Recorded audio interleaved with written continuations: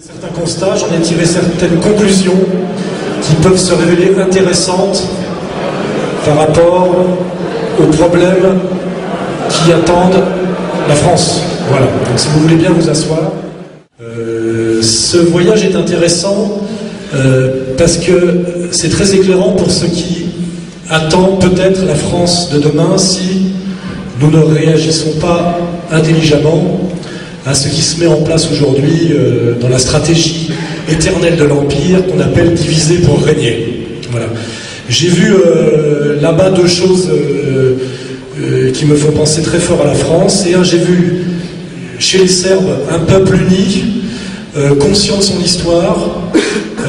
c'est-à-dire une nation qui s'appelle la nation serbe, même si elle a souvent eu des problèmes de territoire, et qui visiblement est l'entité nationale qui pose le plus de problèmes à l'Empire dans les Balkans, c'est-à-dire des gens qui ont une conscience, une capacité de résistance, un peuple fier, difficile à, comment dirais-je, à démolir, entre guillemets. J'ai vu aussi par ailleurs ce qu'on appelle le Kosovo aujourd'hui, qui fait partie de la Serbie, puisque je crois que selon les règles même établies par l'ONU, le Kosovo n'existe pas. Ce qui est intéressant d'ailleurs, c'est que les Américains ont mis des règles en place qui ne respectent même plus eux-mêmes. Donc nous sommes allés au Kosovo, à la fois faisant partie de la Serbie et en même temps prétendant être un pays indépendant depuis quelque temps. Et là j'ai vu quelque chose de très étonnant. Je suis allé dans un pays soi-disant musulman, où j'ai vu des gens musulmans agiter des petits drapeaux américains et être totalement pro-américains. Ce qui est très étrange par rapport à la propagande que nous subissons et à la vision qui est la nôtre en France, où aujourd'hui on nous dit en gros qu'il y a l'Amérique qui est l'empire du bien, et puis il y a le terrorisme guidé par les fascistes verts, et qu'en gros, selon la théorie du conflit de civilisation, il y aurait donc le monde occidental et le danger islamiste. Or là, j'ai vu au Kosovo des gens qu'on nous présente comme des musulmans, qui sont 100% pro-américains, pro-occidentaux,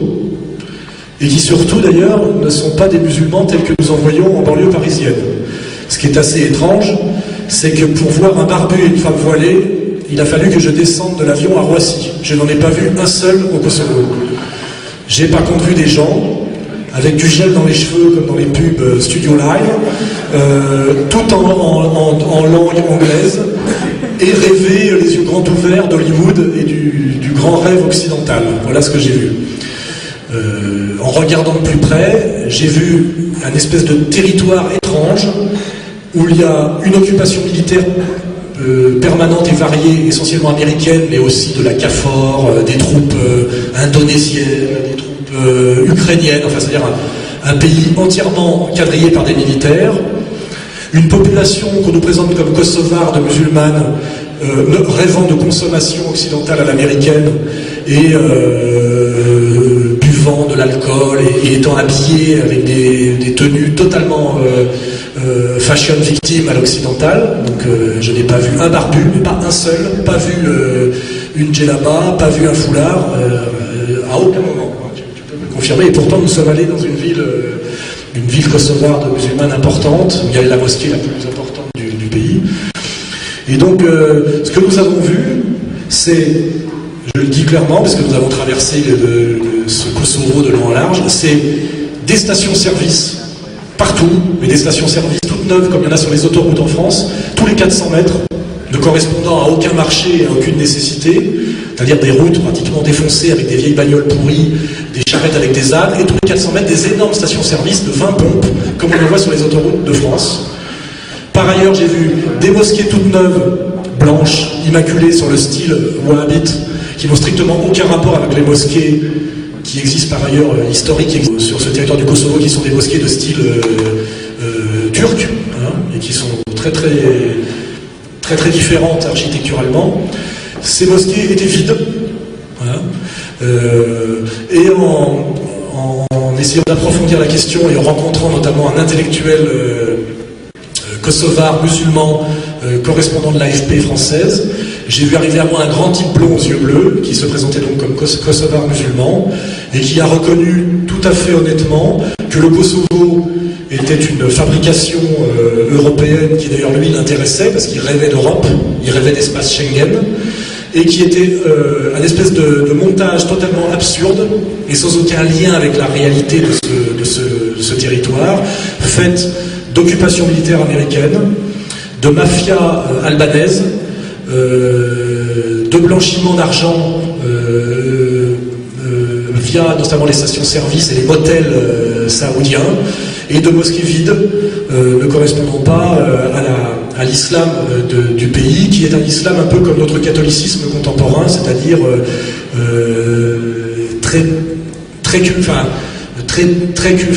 héritage culturel assez débouchant sur très peu de pratiques. Voilà. Et ça a été un assez grand étonnement, parce que je repensais au texte enfiévré notamment d'un collègue à moi et adversaire, il s'appelle je crois Monsieur Dantec, qui nous expliquait il y a quelques années que pour faire rempart notamment à la destruction des églises orthodoxes dans les Balkans, il fallait s'appuyer sur l'armée américaine. Je crois que c'était la version qui était d'ailleurs celle des identitaires à l'époque, et de sites comme subversive.com, etc. Et là j'ai vu effectivement des Kosovars de confession musulmane mais pas pratiquants agiter des drapeaux américains, parler anglais. La monnaie d'ailleurs valable circulant là-bas étant l'euro, alors que dans la Serbie c'est le dinar, ce qui est assez intéressant, et une population très jeune d'ailleurs kosovarde, qui me fait douter d'une purification ethnique de masse, parce que j'ai jamais vu autant d'adolescents aller boire des coups, et parce qu'on y allait le vendredi soir, le samedi soir c'était la fête dans les rues, c'était que des gamins habillés on se serait cru à Carnaby Street plutôt, vous voyez, c'était la mode anglaise, et des gens effectivement comptant en gros sur l'Union européenne pour pérenniser leur existence, tout en sachant que pour l'instant il n'y avait aucun rapport entre les investissements en infrastructure qui étaient faits, essentiellement des motels vides et des stations-service inutiles, qui en fait visiblement correspondent à une connivence entre les Saoudiens et la mafia albanaise pour faire du blanchiment d'argent, avec en plus un non-dit et certains bruits sur certains produits venant des champs de pavots d'Afghanistan via l'armée américaine, et qui seraient redistribués par cette mafia albanaise pour financer des choses assez occultes. C'est-à-dire on voit qu'il y a un peu comme dans les... et là d'ailleurs je ne suivrai pas M. Cheminade, comme quand on a voulu liquider le fascisme italien, où la puissance américaine, comme souvent, s'est appuyée sur la mafia. Et il faut savoir que Mussolini, on peut quand même porter ça à son crédit, avait liquidé totalement la mafia, comme quoi c'est une question de volonté politique, et qu'elle a été remise entièrement en selle par le pouvoir américain. Et là, nous avons la même chose au Kosovo, c'est-à-dire l'Ušeka, c'est la mafia albanaise, effectivement, qui travaille la main dans la main avec l'occupant américain, et visiblement il y a des intérêts, ils travaillent la main dans la main avec le pouvoir américain, l'armée américaine, les Saoudiens, pour faire une espèce de truc basé sur le blanchiment d'argent, visiblement le recyclage d'opium venu d'Afghanistan, on allait directement dans les camions de l'armée américaine, comme dans ce film que vous aviez vu qui s'appelait American Gangster, où on nous montrait, parce que c'était un noir, comment le trafic d'héroïne passait par l'armée américaine au moment du Vietnam. Le film est sorti à mon avis parce que c'était un noir. Le flic d'ailleurs qui l'attrapait portait une étoile de David, c'était assez bien fait, c'est-à-dire qu'on avait le gentil juif et le méchant noir. C'était politiquement correct, mais là, à mon avis, c'est un peu le même système. On voit donc du blanchiment d'argent, du trafic, un pays qui n'existe pas autrement que par l'occupation militaire et par comment dirais-je, de la mafia, une population qui rêve d'Amérique et d'Europe, complètement inconsciente des dangers qui sont les siens, parce qu'il est évident, et en parlant avec cet intellectuel, je l'ai vu blêmir quand je lui ai dit, mais comment pensez-vous que le Kosovo puisse durer longtemps, compte tenu du côté complètement artificiel de sa construction? Mais nous comptons sur l'aide et l'appui de l'Union européenne. Et je dis, mais est-ce que vous avez conscience que l'Union européenne, ça n'existe pas ni politiquement, ni militairement, et que le jour où les Russes décident de ne plus laisser faire les Américains dans les Balkans et de renouveler l'opération géorgienne, les Américains s'en iront et l'Union européenne sera inexistante comme elle l'a toujours été, et vous vous retrouverez face aux Serbes avec là, comment dirais-je, le feu vert des Russes. Et là, je l'ai vu changer de couleur. Je dis, nous savons, Européens, que l'Union européenne n'existe pas. Et je crois malheureusement que les élites kosovares ont cru, sans doute grâce au baratin de Kouchner, effectivement que l'Union européenne les protégeait, avait un projet pour eux, un projet de développement, à la fois soutien économique, politique, diplomatique et militaire. Et malheureusement, en discutant par ailleurs avec des patriotes serbes, ils m'ont bien dit, nous, on vivait en bonne intelligence avec ces Kosovars qui ne sont jamais que des gens qui ont été convertis à l'islam, mais qui ont toujours été là, et qui ont été convertis par les Turcs, dans ce pays qui a été sous influence multiple, et nous vivions en bonne intelligence. La manipulation américaine a fait que qui a créé pratiquement de toutes pièces des affrontements ethniques en finançant en réalité la mafia Usheka, qui est une mafia, et en l'armant, a créé un contentieux irréparable entre Kosovars musulmans et Serbes. Ce territoire est notre berceau historique, là je vous parle des Serbes, et de toute façon, un jour ou l'autre, quoi qu'il arrive, nous reprendrons ces territoires, et cette fois, alors que nous cohabitions avec les Kosovars musulmans, nous les chasserons militairement et nous les repousserons en Albanie, alors qu'ils ne sont pas albanais, et que leur punition, ça sera de vivre en Albanie, ce qui est la plus grave punition qui pourra leur être infligée. Voilà. Et là, j'ai mesuré, comme on peut d'ailleurs faire la même analyse pour les Kurdes, etc., comment dirais-je, le cynisme inouï de l'Empire, dans sa façon de manipuler des populations pour des objectifs souvent à court terme, et que malheureusement je n'aimerais pas, moi aujourd'hui, même si c'est l'euphorie en ce moment, est un musulman kosovar dans les années qui viennent, car je pense que malheureusement l'Empire les abandonnera et que leur destin est déjà scellé. Voilà. Pourquoi cette réflexion? Parce que quand je vois deux stratégies de l'Empire, c'est-à-dire notamment l'Amérique, la mauvaise Amérique dont on parlait tout à l'heure, il y a une double stratégie. Il y a comprendre que dans les Balkans, le peuple qui a une conscience historique, qui a une conscience sociale très forte et qui est indiscutable, car il faut le rappeler pour ceux qui ne le sauraient pas, malgré l'ignoble diabolisation faite déjà à l'époque par Kouchner, au moment de Médecins du Monde, qui a osé comparer les Serbes aux nazis, alors que les Serbes sont la seule nation d'Europe qui s'est libérée d'elle-même militairement de l'oppression nazie, et que la Wehrmacht, la seule armée que la Wehrmacht n'a pas pu battre sur le terrain, c'est l'armée serbe, que les Serbes sont des grands combattants. Ce peuple, cette nation, qui est une nation de combattants et qui, à mon avis, est la seule nation qui peut incarner l'âme des Balkans, l'Empire a décidé de la détruire et de la martyriser, et de sponsoriser une mafia, la mafia albanaise, pour contrôler une région et de créer une espèce de cataclysme ethno-confessionnel dans les Balkans, c'est-à-dire au cœur de l'Europe,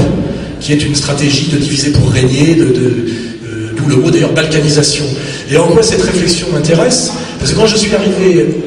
à Roissy, en rentrant, et puis que j'ai vu mon premier barbu, ma première femme voilée à Roissy, alors que je n'en avais pas vu un seul dans le Kosovo musulman, je me suis dit, il y a un grand parallélisme entre la France, la Serbie et le Kosovo. Parce que ce qu'on essaye de faire aujourd'hui en France, c'est de mater, d'affaiblir un peuple qui a une conscience et qui est la conscience de l'Europe, qui était le peuple qui avait dit non à la deuxième guerre du Golfe, qui s'était opposé, qui avait dit non au référendum sur l'Europe, et qu'il fallait mater à tout prix, et que l'Empire est venu mater via Sarkozy, comme d'ailleurs la Serbie a été aussi matée par M. Kouchner, qui a d'abord été gouverneur du Kosovo nommé par l'OTAN avant d'être nommé ministre des Affaires étrangères du gouvernement Sarkozy, soi-disant comme ouverture à gauche, alors qu'en fait c'est l'union sacrée des atlanto-libéraux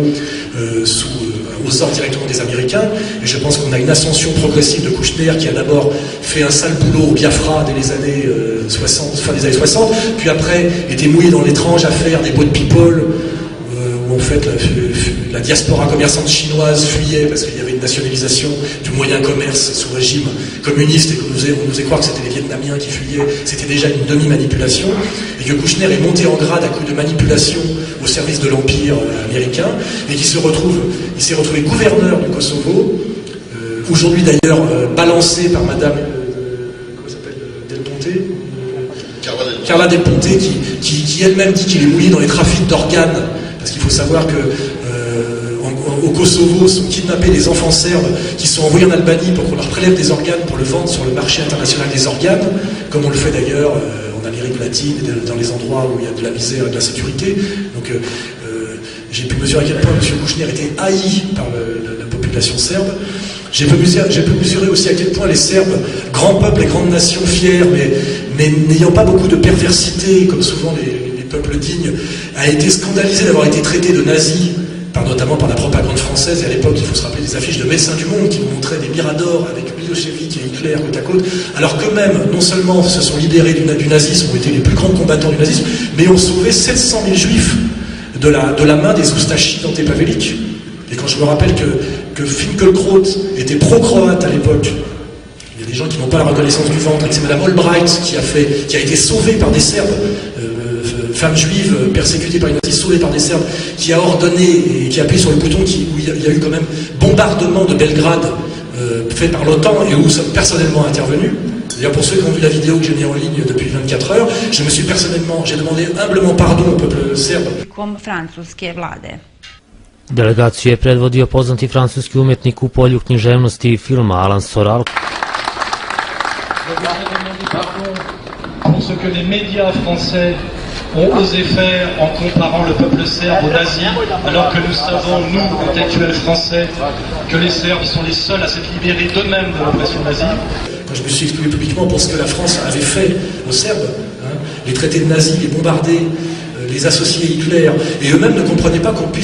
que la manipulation puisse être machiavélique à ce point-là. Car ils sont un peu comme les Slaves, souvent ils ne sont pas très... Ils sont encore dans la propagande, ils n'ont pas compris ce que Édouard Bernays appelle la communication. Vous voyez, car pour ceux qui sont un peu naïfs, quand Goebbels dit plus c'est gros, plus ça marche, c'est pas une phrase qui sort de sa bouche, c'est une phrase, il la cite d'Édouard Bernays. C'est-à-dire que pour les gens qui manquent de culture, qui pensent que la propagande géniale de Goebbels est une invention du régime national-socialiste, non, c'est que les nazis ont parfaitement retenu les leçons de ce qui a été inventé aux États-Unis à la fin des années 20 et qui s'appelle les sociétés de conseil en... le mot est... c'est pas conseil en communication, c'est conseil en relations publiques. Voilà, c'est le terme, l'euphémisme. Voilà. Il faut savoir que l'inventeur des relations publiques, c'est-à-dire des grandes manipulations de masse qui amènent aux histoires des couveuses au Koweït, sont l'invention d'un type qui a d'ailleurs écrit un bouquin pour s'inventer qui s'appelle Propaganda, qui est Édouard Bernays, qui est le neveu de Sigmund Freud, et qui a opéré aux États-Unis dès le milieu des années 20. Voilà. Donc c'est quand même les professionnels de la manipulation des opérations sous faux drapeau sont, je crois d'ailleurs que les inventeurs de ça, c'est l'intelligence service, ce sont les Anglais au niveau des opérations militaires, au niveau des applications civiles de ce genre de stratégie militaire, ce sont les Américains, et que finalement les nazis n'ont fait que reprendre la méthode, alors qu'on leur attribue la paternité de cette méthode. Et là, soyons toujours plus cultivés que nos adversaires, Goebbels ne fait que citer Édouard Bernays, c'est pas l'inventeur du truc. Voilà. Et là, j'ai vu des pauvres Serbes complètement médusés d'être passés pour des nazis, alors qu'ils étaient le peuple anti-nazi de l'Europe, je veux dire, et que des salopards, je me rappelle dans le Nouvel Homme, parce qu'à l'époque j'avais moi-même pointé du doigt, faisaient passer, osaient écrire que les anti-nazis historiques étaient les Croates. C'était quand même... C'est-à-dire qu'il n'y a pas de limite dans l'abjection, et surtout on joue sur l'absence totale d'épaisseur culturelle des peuples, et je crois que c'est pas pour rien aujourd'hui que dans l'éducation nationale, on va retirer des matières essentielles en secondaire, l'histoire-géographie, je crois, c'est qu'aujourd'hui il y a une telle inculture historique des masses qu'on peut leur faire croire n'importe quoi, c'est-à-dire on peut leur faire croire que les Serbes sont des nazis, alors que c'est le peuple anti-nazi. Et les pauvres Serbes ont découvert à leurs dépens la méchanceté, la perversité du système, je dirais, anglo-américain, pour faire plaisir à M. Chevignac, qui les associe souvent. Et là, je les ai vus, effectivement, ils se sont retrouvés face à ces gens-là. Et ils ont découvert que dans des accrochages militaires contre les mafieux armés par les Américains de Boucheka, quand les Serbes arrivaient comment dirais-je, dans un combat régulier à détruire un nid Boucheka qui faisait de la purification ethnique au Kosovo contre les Serbes, le lendemain, il y avait Monsieur Walker qui arrivait, qui est un spécialiste qui faisait déjà ça, je crois, en Amérique latine dans les années 70, qui déshabille les militaires, qui les habille en civil, qui fait venir les médias, et on dit qu'il y a eu un charnier, et ça justifie les bombardements sur Belgrade. Et voilà. Et ils ont découvert ça. Et cette situation, quand je suis rentré en France, m'a fait dire finalement le projet de l'Empire est peut-être le même en France.